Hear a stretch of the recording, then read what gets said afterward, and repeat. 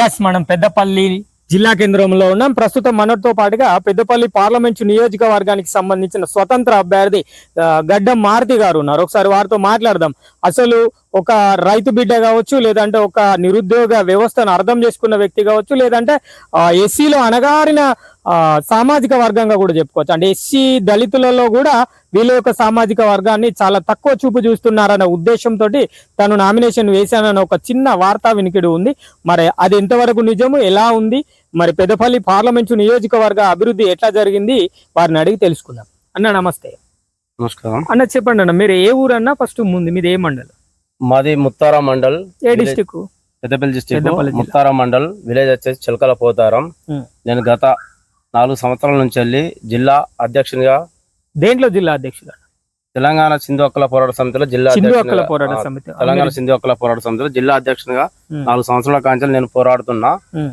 వాస్తవానికి ఏంది అంటే మా కులాలను అభివృద్ధి చేయడానికి నేను ఆ పదవి తీసుకొని మా ఎస్సీ 50 ఉపకులాలు కానీ మరియు చిందు కులాలు కానీ తర్వాత దళిత బిడ్డలు కానీ అది వాళ్ళ కోసం నేను 4 సంవత్సరాల కాంచెల్లి పాటు పడుకుంటూ వాళ్ళకు సేవ చేస్తున్నాను. కాబట్టి ఈరోజు ఏమైంది అంటే నేను ఈ 4 సంవత్సరాల కార్యక్రమంలో ఎన్ని విధాల పోరాడినా కూడా నాకు ప్రభుత్వం నుంచి సంక్షేమ పథకాలు కానీ ఎలాంటివి కానీ మా జాతులకు అనేది ఇంతవరకు లబ్ధి జరగలేదు. కాబట్టి నేను వేస్తే నామినేషన్ ఎలా ఉంటుంది అని చెప్పేసి పార్లమెంటు పెద్దపల్లి జిల్లా పార్లమెంట్ అభ్యర్థిగా, స్వతంత్ర అభ్యర్థిగా నేను పోటీ చేయడానికి నేను సిద్ధంగా ఉండి. మీకు ఏ గుర్తు వచ్చింది? మీకు ఏ గుర్తు? మాకు వచ్చేసి బాక్స్ గుర్తు 24 నెంబర్ వచ్చేసింది. ఎట్లా ఉంది అంటే అభివృద్ధి ఎట్లా ఉంది? పెద్దపల్లి పార్లమెంటు నియోజకవర్గ అభివృద్ధి ఎట్లా ఉంది ప్రస్తుతం?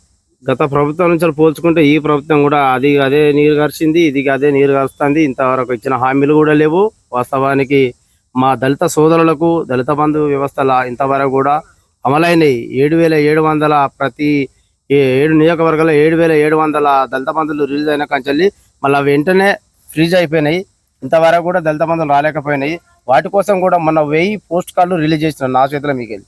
ఎందుకంటే నేను దళిత కుటుంబంలోకి వెళ్ళి వచ్చినా కాబట్టి, నేను దళిత కుటుంబం నుంచి వచ్చి ఎంపీ బరిలో ఉన్నా కాబట్టి నా చేతుల మీదకి వెళ్ళి 1000 పోస్ట్ కార్డులు రిలీజ్ చేసినాం. నెక్స్ట్ 7,707 నియోజకవర్గాలలో ఆ పోస్టులు కూడా రిలీజ్ చేసి దీన్ని పైదాకా తీసుకుపోయి మా దళితులకు న్యాయం చేద్దామని నేను పోరాడతానని సిద్ధంగా ఉన్నాను. మీరు ఏం చేయాలని ఉద్దేశంతో పోటీ చేస్తున్నా?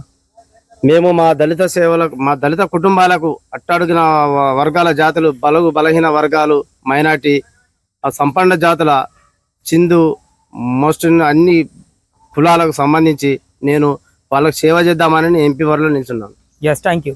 రాబోయే రోజుల్లో ఖచ్చితంగా సామాజిక వర్గాన్ని అభివృద్ధి చెందే దిశగా ప్రయత్నం చేస్తానని వారు మనకు చెబుతున్న సమాచారం ఇది. కెమెరా పర్సన్ సతీష్తో రామశోక్, నిరుద్యోగి న్యూస్, పెద్దపల్లి.